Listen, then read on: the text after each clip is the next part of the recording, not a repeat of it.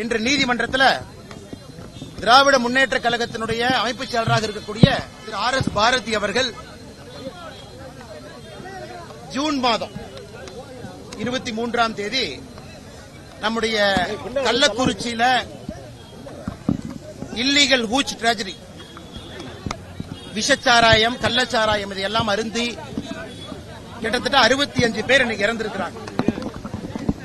23/6/2024 RS. Bharathi அவர்கள் ஒரு பத்திரிகையாளர் சந்திப்பில் என்ன சொன்னாங்கன்னா, இதற்கு காரணம் அண்ணாமலை, அதாவது நான் அண்ணாமலையினுடைய கான்ஸ்பிரசி, அதாவது கூட்டுச்சதி சதி செய்து எங்கேயோ ஒரு இடத்திலிருந்து கள்ளச்சாராயத்தை கொண்டு வந்து அதை கள்ளக்குறிச்சியில் நம்ம கொடுத்திருக்கோம், அதனால மக்கள் இறந்துட்டாங்க அப்படின்னு அமைப்பு செயலாளர் திரு ஆர்.எஸ். பாரதி அவர்கள் சொன்னாங்க.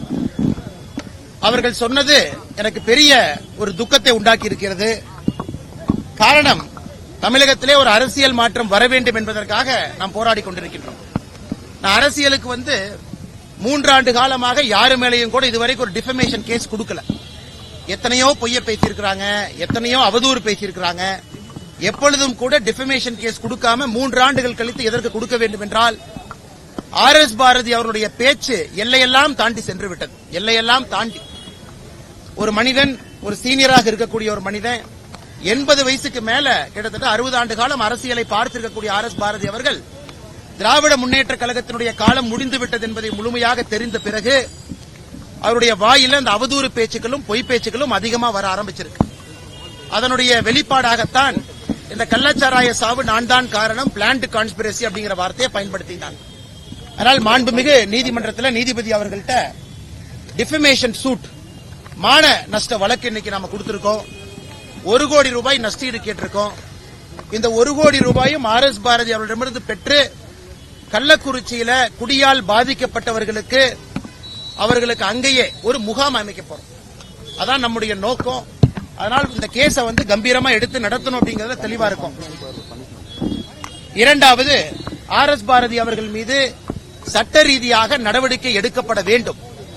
கிரிமினலா அவர் மேல ஆக்ஷன் எடுக்கணும். அவர் பேசியிருக்கக்கூடிய அந்த தவறான வார்த்தைக்கு அவர் மீது சட்ட ரீதியான நடவடிக்கையை நீதிமன்றம் எடுக்க வேண்டும் என்பதையும் வலியுறுத்தி மாண்புமிகு நீதிபதி அவங்ககிட்ட இன்னைக்கு கொடுத்திருக்கோம். இன்னி ப்ராசஸ் ஆரம்பிச்சிடும். இனி ஆர்.எஸ். பாரதி அவர்களுக்கு போக வேண்டிய சம்மன் எல்லாமே ஆரம்பிச்சிடும்.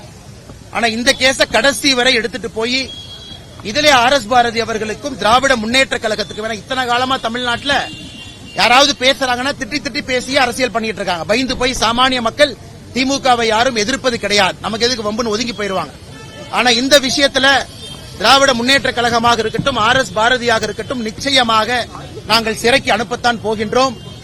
அவர்களிலிருந்து வசூலிக்கப்படக்கூடிய அந்த மான நஷ்ட தொகையும் கூட கள்ளக்குறிச்சியிலே போதையால் பாதிக்கப்பட்டவர்களுக்கு ஒரு மறுவாழ்வு சிகிச்சை மையமாக அமைக்கவும் என்பதையும் கூட எங்களுடைய அபிடவிட்ல சொல்லியிருக்கோம்.